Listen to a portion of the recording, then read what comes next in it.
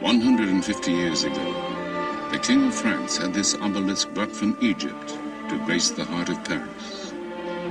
3,000 years earlier, it had been dedicated to the great Pharaoh Ramses II with these words: "So long as heaven exists, your monument shall exist, and your name shall endure like the heaven." Through the 30 centuries that the Pharaohs ruled Egypt, the people of the Nile created the most glorious monuments the world has ever seen. Among them, the largest place of worship in the ancient world.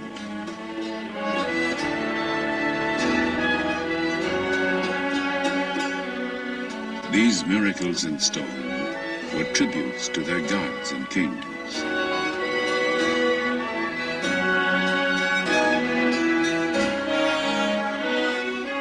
They believed that man, like the sun, could die and be reborn. They constructed elaborate tombs to protect the body and house the soul throughout eternity.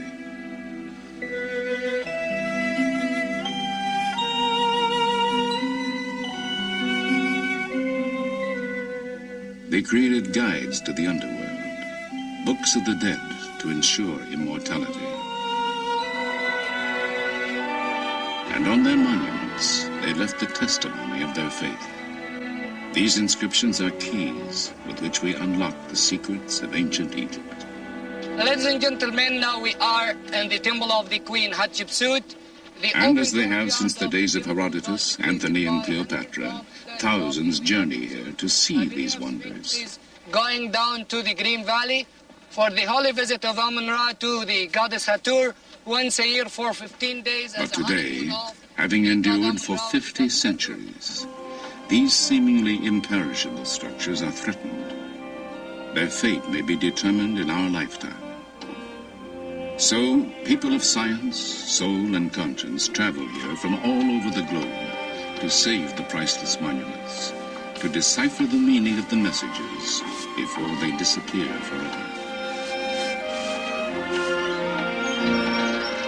This is the story of the land of Egypt and the quest for eternity.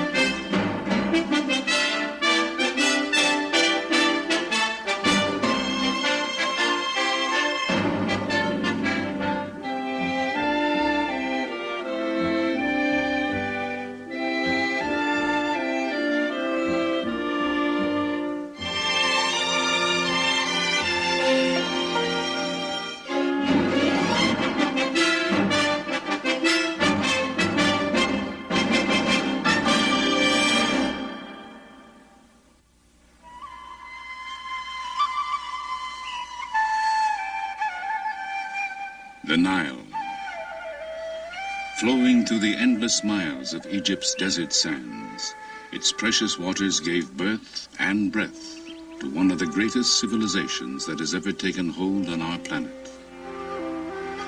Hail to you, O Nile, went an ancient hymn. Sprung from earth, come to nourish Egypt, food provider, bounty maker, who creates all that is good.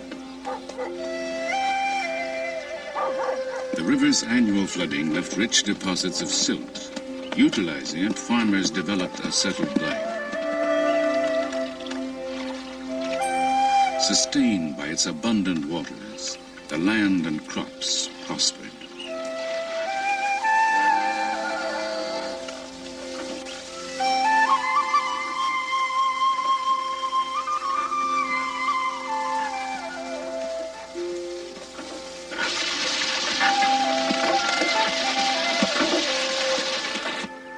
Even mud from the Nile's banks provided the people with material for everything from clay pots to the bricks with which they built their homes.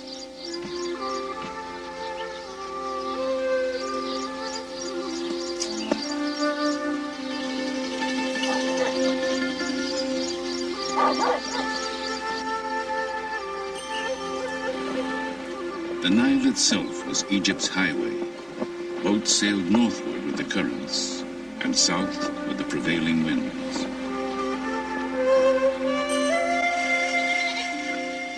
To predict the time when the river would overflow, the ancients developed a calendar. Our own evolved from it. Along the extended oasis of the Nile Valley, a way of life emerged that still endures today, virtually unchanged from the furthest reaches of recorded time.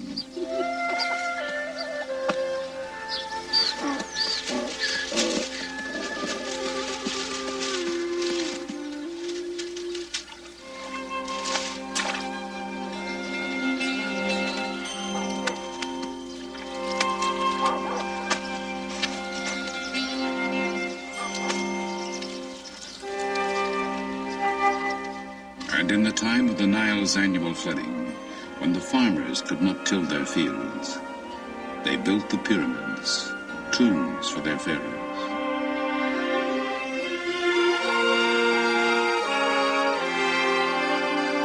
All that remains of the seven wonders of the ancient world, they were stairways to heaven, for to all Egyptians, their religion promised an afterlife.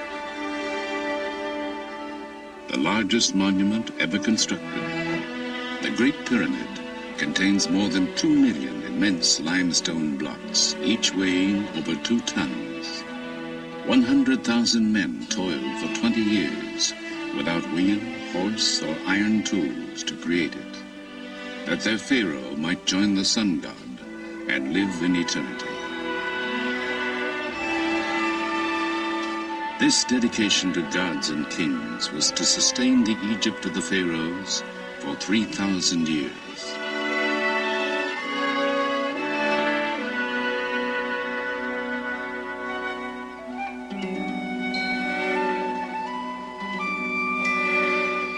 From the beginning, the Nile was the soul of the land.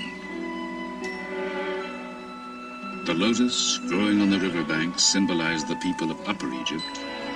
The papyrus, shimmering in the marshes of the delta, was the symbol of Lower Egypt. Immortalized on this tablet of slate, a king known as Narmer wears the high domed crown of Upper Egypt on one side, the low, curled crown of Lower Egypt on the other. It commemorates his unification of the two lands to create the nation of Egypt in 3100 BC. From that time, Egyptian kings would wear both crowns as rulers of the two kingdoms of Upper and Lower Egypt. The two lands have remained linked from Narmer's time to the present. Isolated from its neighbors, protected by mountains, desert, and sea, the Nile Valley was an ideal crucible in which a civilization could begin. Traces of those beginnings can be found in the city of Nekhen. The site, still populated today, holds evidence of habitation stretching back 6,000 years.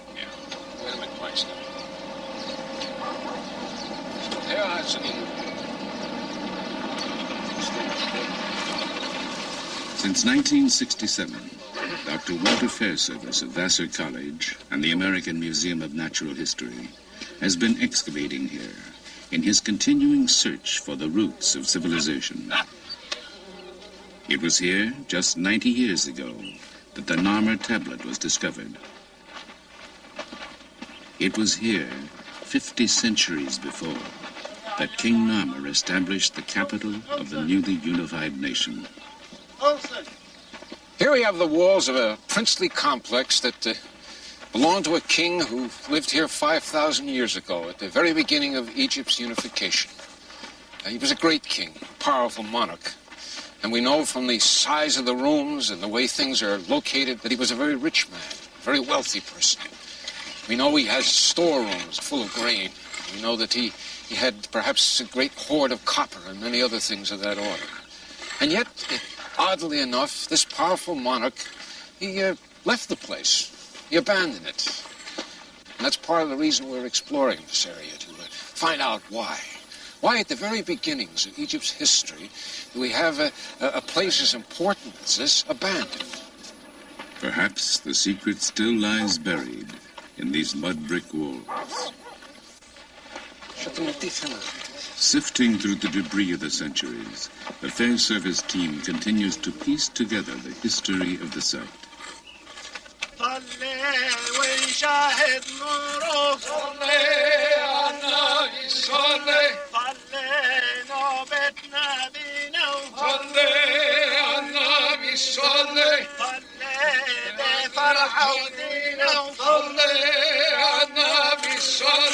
Many threads bind Egyptian prehistory and history, but none is stronger than the belief in immortality. But this one is interesting because equipped with objects necessary for the afterlife, these bodies were buried before the first pharaoh built his palace here.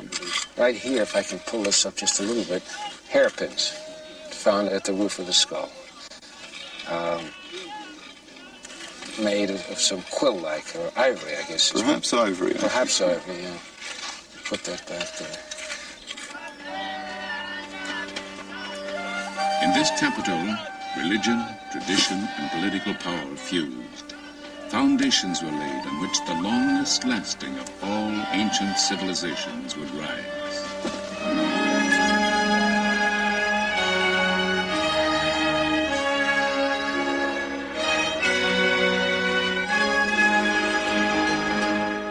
2,000 years later, Egypt's religious capital was Thebes, one of the richest, most powerful cities on earth.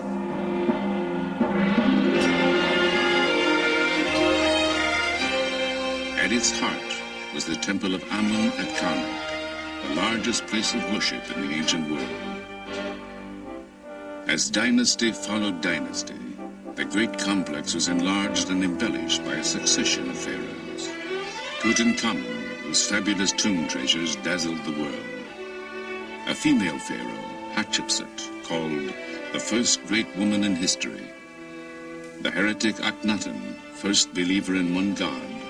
And Ramses II, the greatest builder of all time.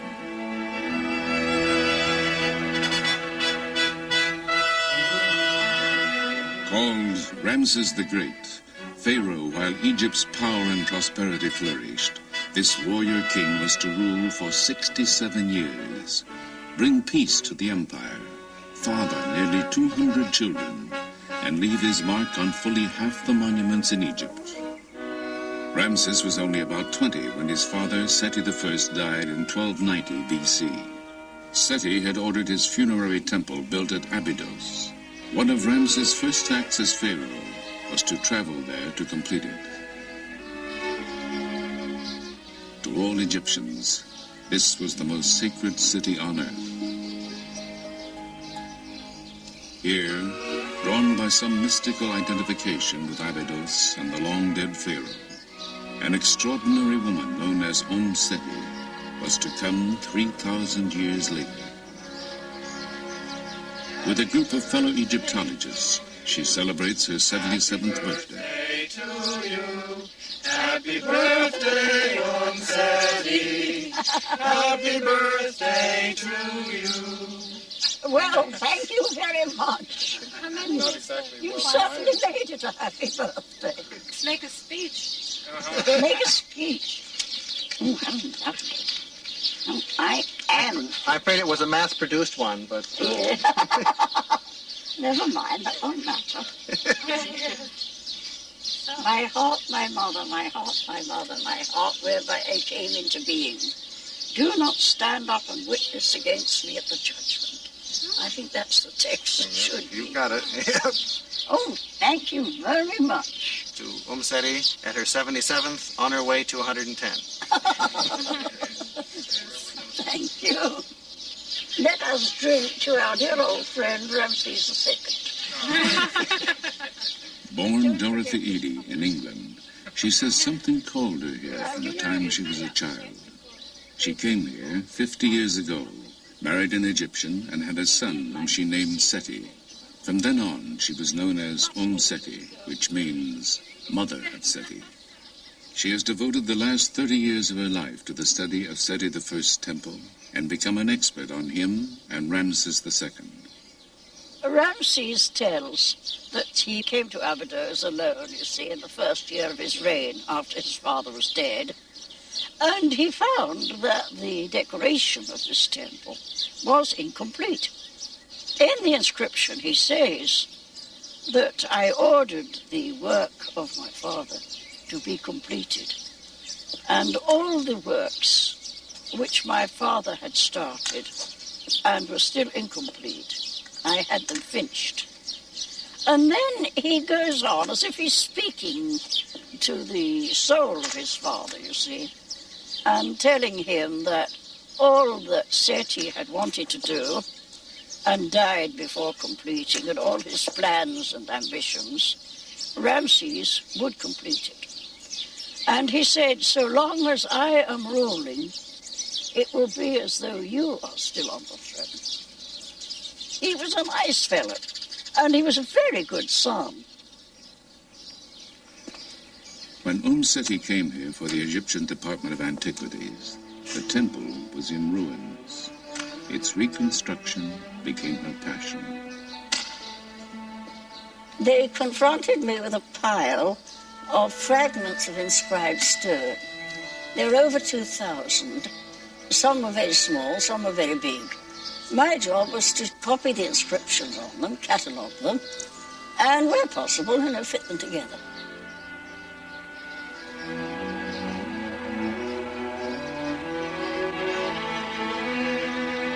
The temple is vibrant with carvings that look as fresh today as when they were painted 3,000 years ago.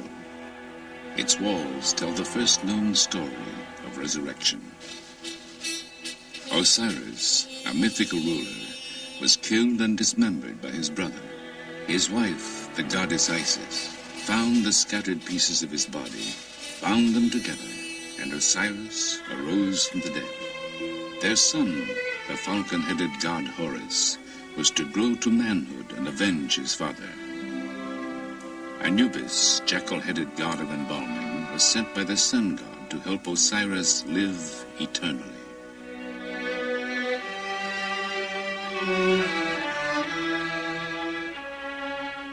The Egyptians believed that because Osiris died and rose again, they too could achieve immortality. Worshipping Osiris, Seti assures his place in the afterlife. Offering incense, the pharaoh worships before the bark of the sun god, Amun-Re.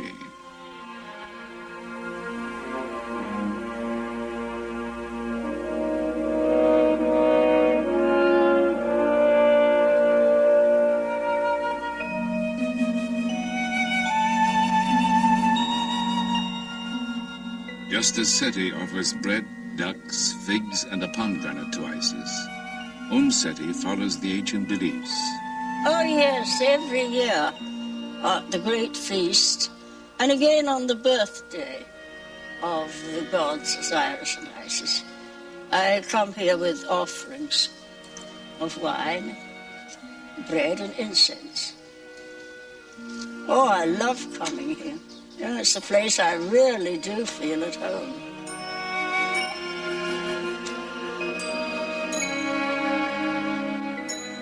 Three days after this filming was completed, Seti died. She was buried in Abidos, Egyptian city of resurrection.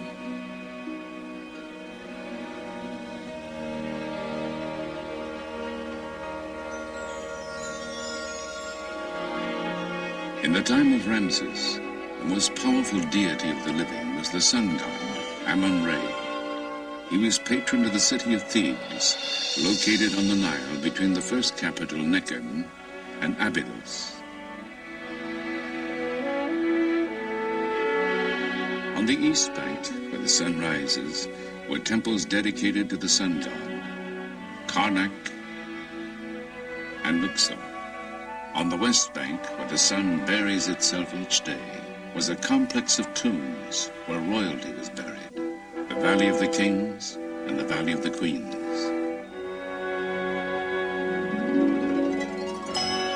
The Greek poet Homer was to immortalize Thebes as the city of 100 gates, where 400 heroes with their horses and chariots pass through each of these great gates.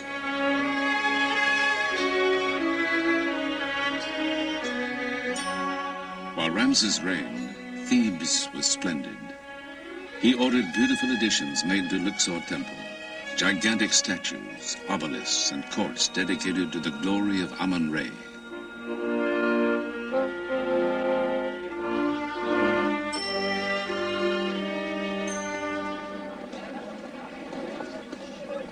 But having endured 3,000 years, these monuments face destruction in our time from the effects of increased agriculture, industrialization, changing weather conditions, due in part to the Aswan High Dam, and even the tourists themselves.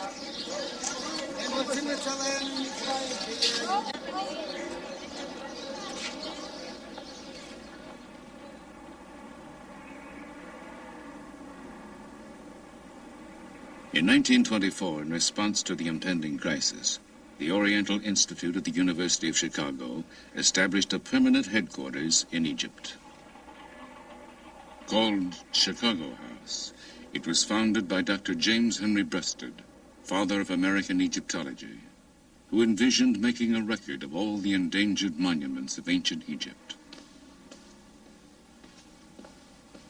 Today, Chicago House is under the direction of Dr. Lanny Bell. The scholars of Chicago House have undertaken a monumental labor called the Epigraphic Survey.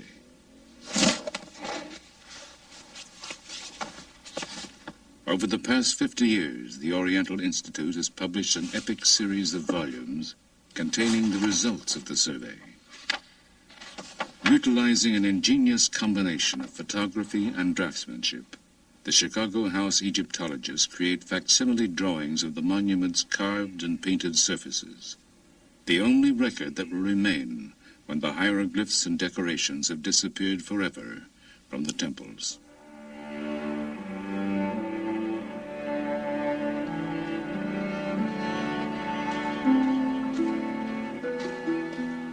As Pharaohs succeeded Pharaoh, it was common practice for them to alter temples, taking credit for the work of their predecessors. By interpreting successive decorations, the Chicago House team is decoding the history of Luxor Temple. صباح الخير. صباح الخير بخير. ازيكم؟ دكتور. كويسين؟ الحمد لله. سلامات. As the glory of pharaonic Egypt faded, people built houses inside the temple. Their debris buried much of it for 2,000 years. When excavation started 100 years ago, the stone walls were suddenly exposed to the air. Since then, salts leaching out of the stone combine with moisture in the air, creating crystals that slough off, taking the images with them. The salt on the walls makes our work urgent. The reliefs are being dissolved, so that within a period of 200 years, the temple will still stand, but all of the decorated surface will have flaked off. When they are gone, we want there to be a record as accurate as humanly possible of the decoration, so that scholars will be able to consult our drawings and be sure that the reliability is such that any questions they have about the decoration will be answered in our volumes.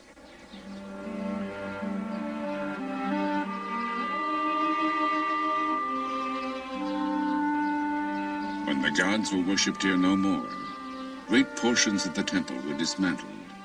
Large blocks were broken into smaller pieces for reuse as building material. Thousands of them have been collected over a 30-year period. Chicago House is conducting a systematic search of the fragments to reconstruct a section called the Lost Colonnade.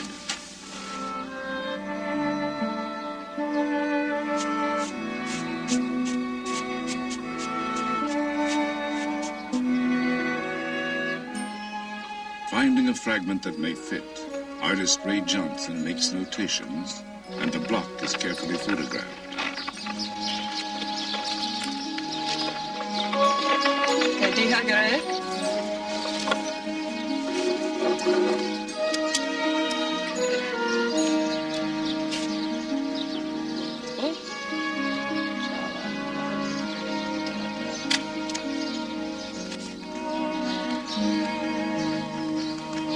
an artist pencils, then inks in the lines of the photograph, making corrections and replacing what time may have removed.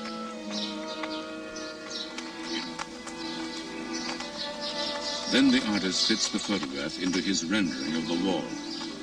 Only the areas within the inked lines have actually been found. But from the salvaged fragments, it is sometimes possible to reconstruct the entire design created by the original artist 3,000 years ago.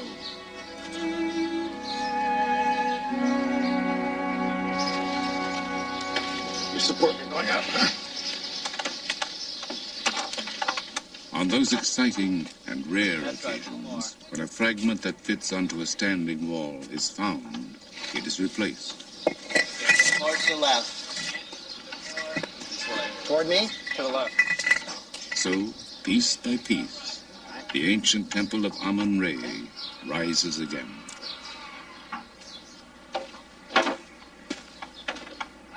The investigations at Chicago House have revealed that the colonnade of Luxor Temple is the major standing monument of Tutankhamun. To completely evaluate its architectural history, the inscriptions at the top of the structure must be photographed. Ladders reaching 5 stories high have been assembled.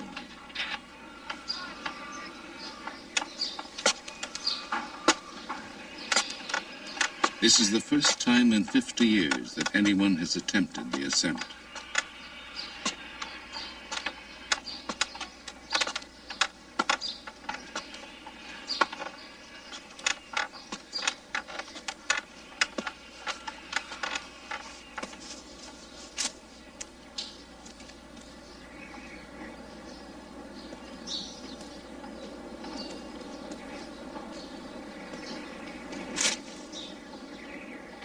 On the 70-foot-high columns, Dr. Bell studies the techniques used by the artisans of antiquity. Here they inserted wooden blocks to stabilize the structure as they fitted it together.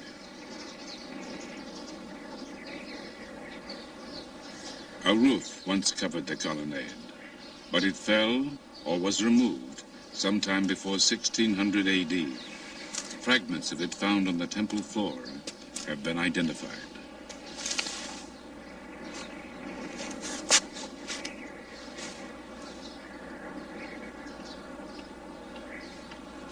In assessing the temple's past, Dr. Bell's thoughts inevitably turn to its future.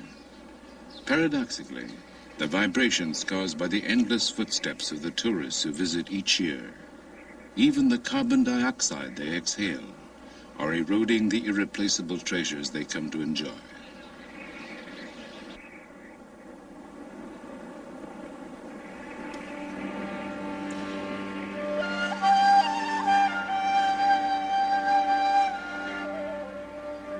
Chicago House studies have revealed that 100 years after Tutankhamun built this structure, Ramses II systematically erased his predecessor's name and replaced it with his own, naively assuming he could deceive the gods and take credit for the colonnade's construction.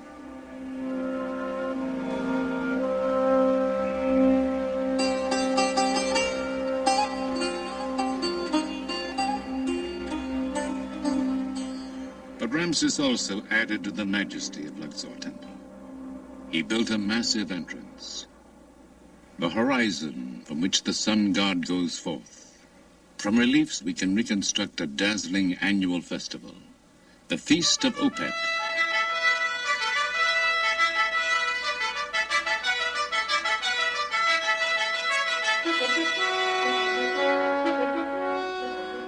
With the Nile in full flood, the golden statue of the god Amun-Re has been brought to Luxor from Karnak in his boat shrine.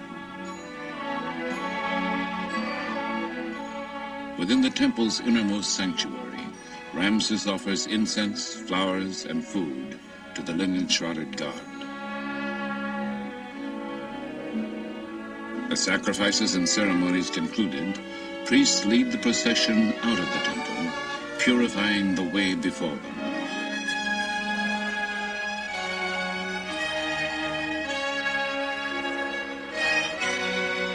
Thousands of citizens crowd the waterfront to see musicians, Nubian dancers, soldiers, and priestesses accompany the procession along the Nile.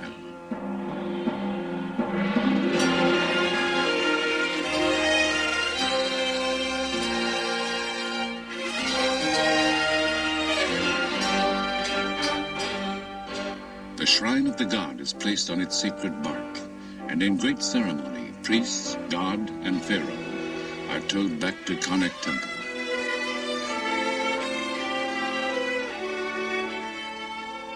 Ramses' favorite queen, Nefertari, and the royal princesses greet the procession as it arrives. Concluding nearly a month of worship and revelry, the royal couple enters the great temple of Amun at Karnak.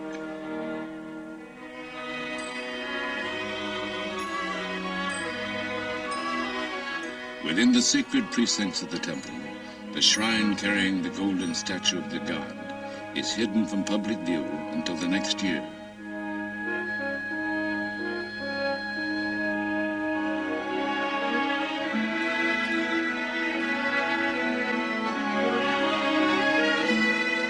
Symbolically renewed and reborn, the divine King Ramses advances toward the innermost reaches of the temple, where no common mortals are allowed to venture. Begun by his father, Seti I, this awesome hall was completed by Ramses. A soaring forest of stone, it is created of 134 pillars, some of them 80 feet high.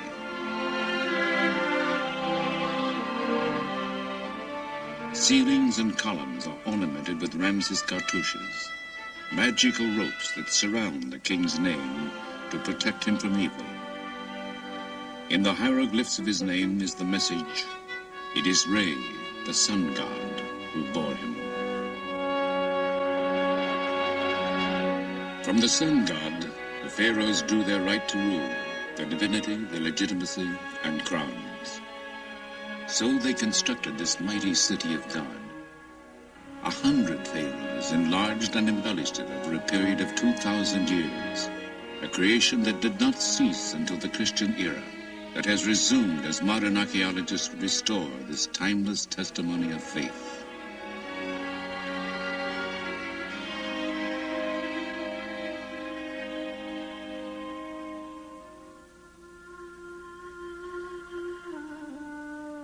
Across the Nile stretches the land of the dead.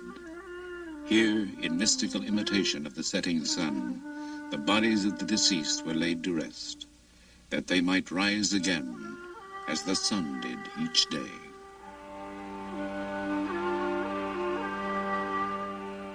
Cut into the heart of the mountain, the Theban necropolis is a vast labyrinth of tombs.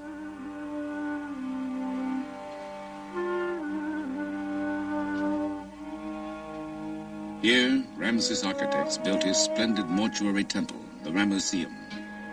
In its forecourt lie huge fragments of his colossal statue, 1,000 tons of granite that once rose 57 feet in height, that inspired Shelley's sonnet, Ozymandias, in which he called the Pharaoh, King of Kings.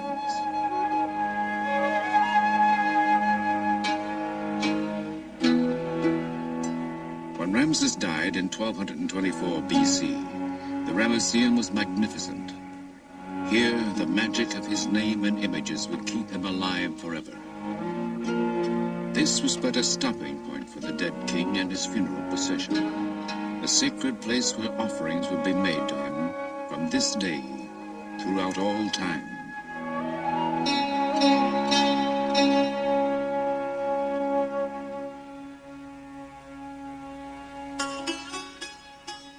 Though mourners wept, they knew that if properly provided for, one could live forever. So they carried with them everything the dead might need for the voyage through eternity. For a king, there would be boats in which he could sail endlessly on the Nile.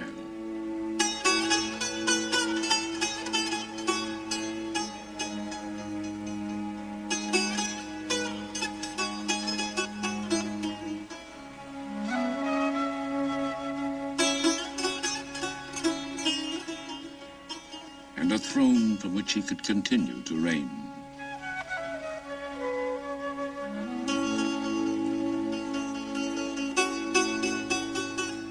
Even magical figures will be provided to do his bidding in the afterlife.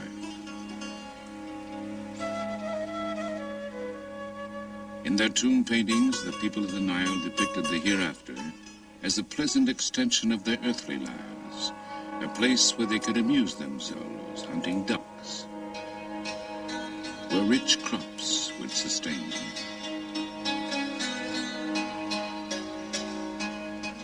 The deceased carried with them books of the dead. They instructed the departed on how to avoid the gods and demons that would attempt to bar their way. Her body, painted with stars, a goddess of the sky, stretches over a reclining god who represents the earth.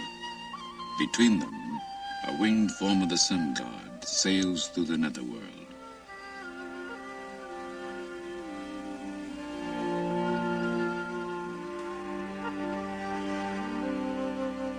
The divine ibis-headed scribe Thoth makes notes as the deeds of the deceased are weighed on the scale of justice.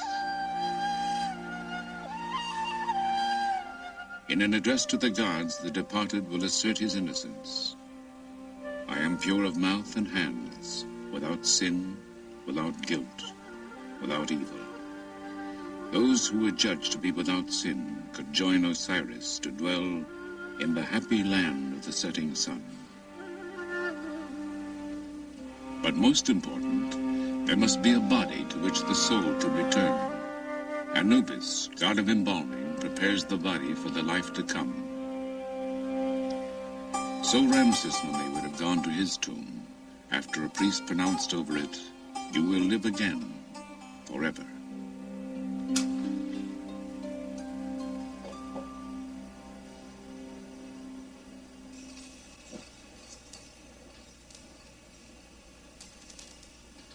The tomb of Ramses II. In a state of dangerous disrepair, its access is forbidden to almost everyone. But a team headed by Dr. Kent Weeks of the University of California at Berkeley has recently mapped it. In the dynasty following Ramses, the royal tombs were systematically plundered. As a last resort, priests collected the surviving royal mummies and hid them. In 1871, a grave robber found Ramses II where he had lain undisturbed for 3,000 years. Reclaimed by the Egyptian government, the mummy of Ramses now reposes in the Cairo Museum, far from the Valley of the Kings.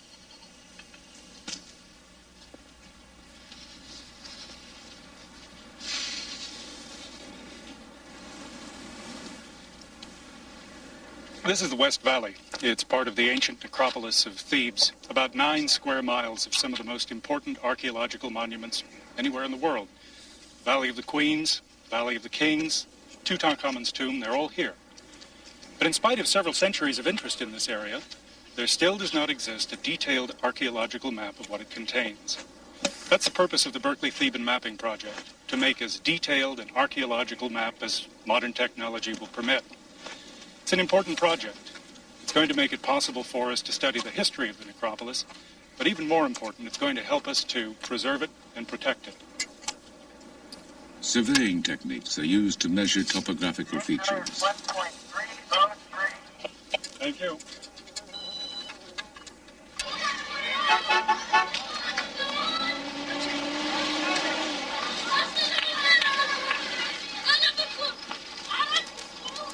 At headquarters in a village below the necropolis, the team reviews its findings.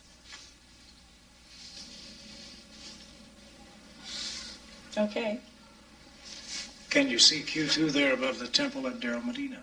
Aerial photographs are used to plan tomb mapping for the next day in the Valley of the Queens. Right above the temple. Yeah, right there. Okay, that's the first point we'll occupy tomorrow morning. When surface measurements are combined with plans of the tombs, they will create new and revolutionary three-dimensional maps.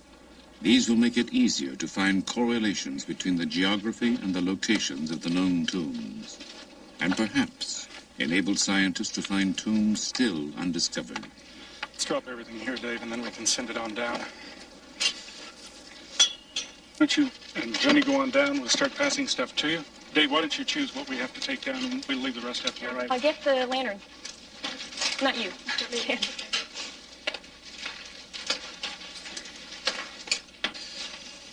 Let's finish that rear chamber today if we can, Dave. I think we can, fellas. 13 minutes to be back. Looks like a steep set of stairs. Yeah, watch your step, It people. is, everybody. I got it. Okay. Get up with you.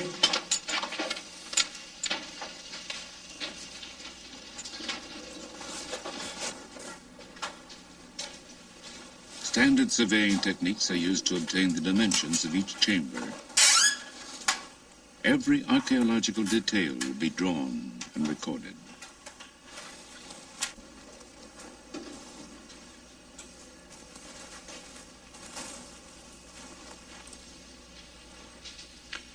I think that's about it, Kat. Did you get those problems in the back chamber? It was customary to place the tombs of royal children in the Valley of the Queens. This is the tomb of a young prince, son of Ramses III. Here, the pharaoh himself offers incense to the gods on the boy's behalf.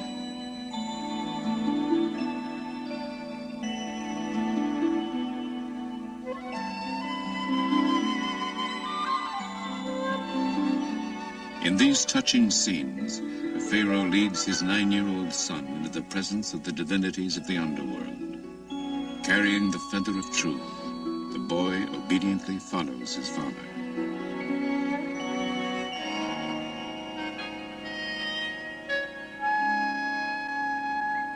طيب يوسف عايزين نشوف المقبرة دلوقتي؟ كويس. It is believed the ancient sculptors and painters lit the interiors of tombs and temples with polished metal reflectors used as mirrors. And these scenes were filmed under the same conditions. نور هناك؟ كويس. شوف المراية تاني. شكرا. شكرا جدا. This is the tomb of Nefertari. Though Ramses had at least 4 royal wives, she remained his favorite. Due to humidity caused by increased irrigation in nearby farmland, the exquisite murals of her tomb are flaking off.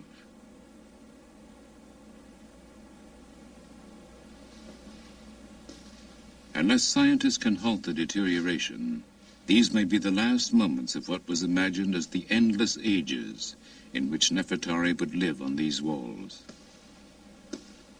This was the woman with whom Ramses believed he would go through eternity, to whom these words were written. The princess, rich in grace, lady of affection, sweet with love, mistress of the 2 lands, songstress of the beautiful countenance, greatest in the harem of the lord of the palace. All that you say will be done for you. Everything beautiful according to your wish. All your words bring contentment to the face, wherefore men love to hear your voice. These tributes speak to us of love and hope, a people and a civilization that soared brilliantly and then was eclipsed.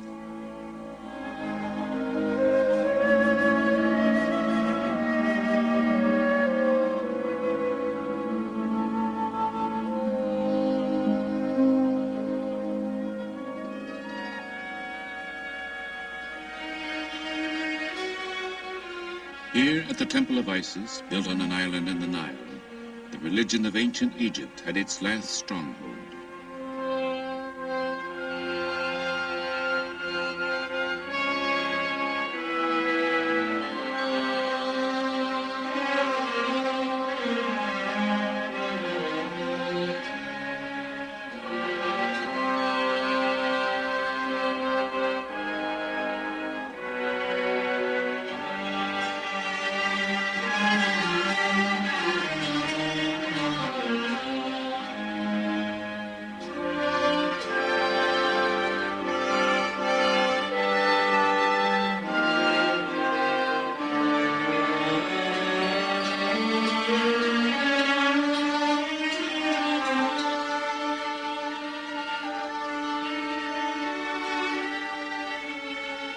After 332 BC, the Greek Ptolemies would reign as the last dynasty of pharaohs.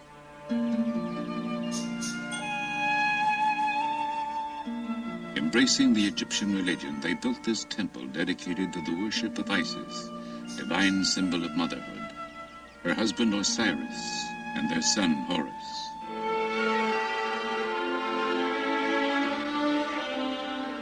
Their stories are told and retold on the temple walls. But the story of another holy family was to sweep over Egypt. The carvings, now considered pagan, were chiseled away. Christianity became the state religion, and in the 6th century, this temple became a Christian church.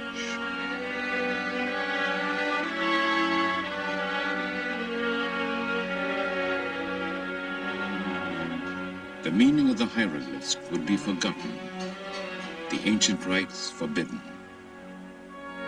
For 12 centuries, the story of Egypt's ancient civilization would be lost.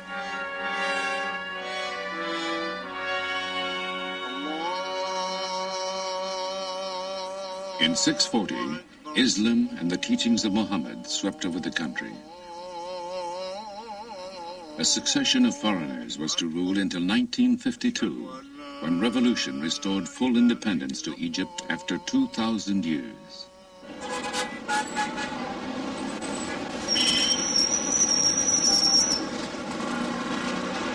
Cairo is the African continent's largest city. Vexed by 20th century problems of explosive growth, pollution, economic and political difficulties, Cairo, like Egypt itself, survives through the resilience, humor, and vigor of its people.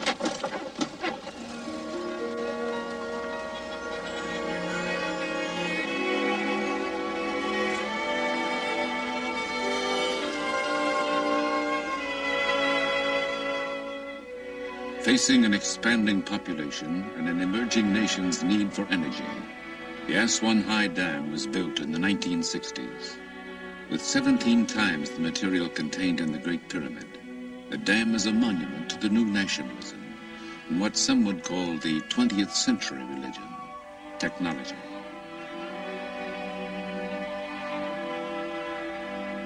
Behind the dam, Nubia was flooded. Much of this ancient land disappeared beneath the rising waters of the Nile. And at Abu Simbel, a magnificent temple hewn from a sandstone monolith, the newly forming lake licked at the feet of these colossal images of Ramses II. A concerned world realized that the temple would soon be engulfed. How could it, and the temple of Nefertari, which flanked it, be saved?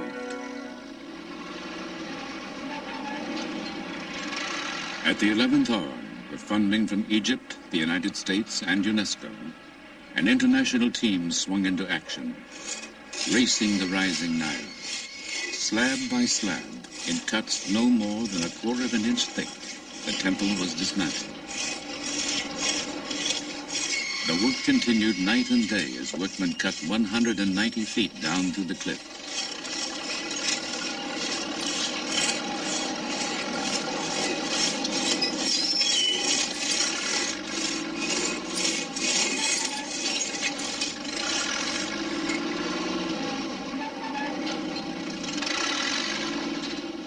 Coded for storage, the sections made a giant jigsaw puzzle.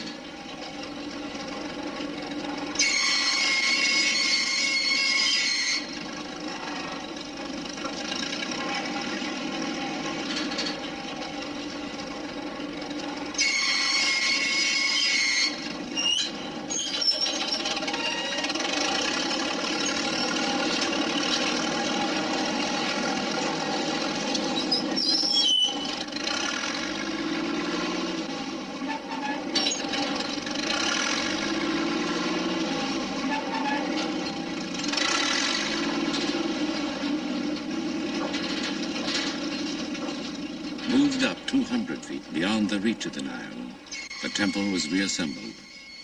The precision of watchmakers was applied to the colossi, reconstructed to an accuracy of 1/10 of an inch.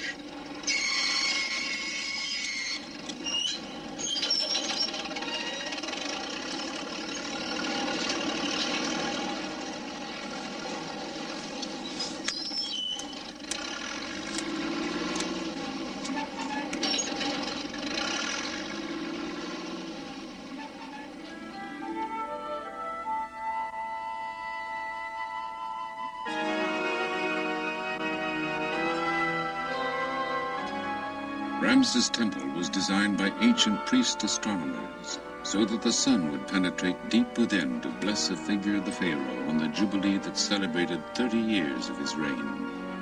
In our time, engineers have resituated the temple so that the sun still streams in on the pharaoh on each anniversary of that day, 3,200 years ago.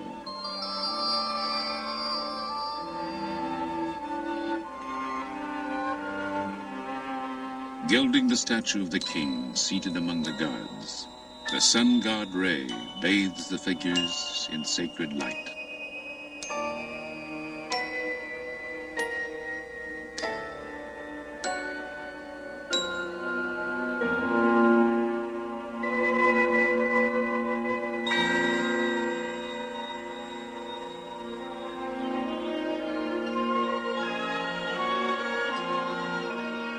Why have people come here since the days of ancient Greece and Rome?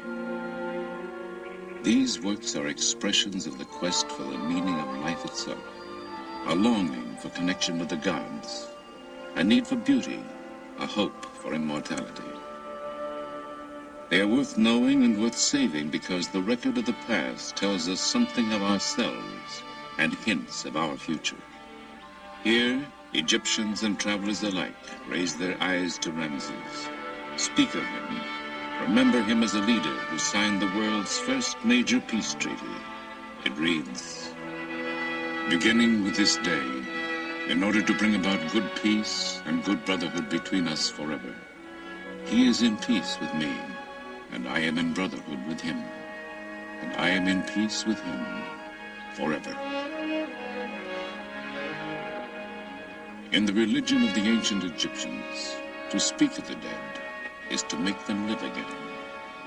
For Ramses, the quest for eternity has been fulfilled.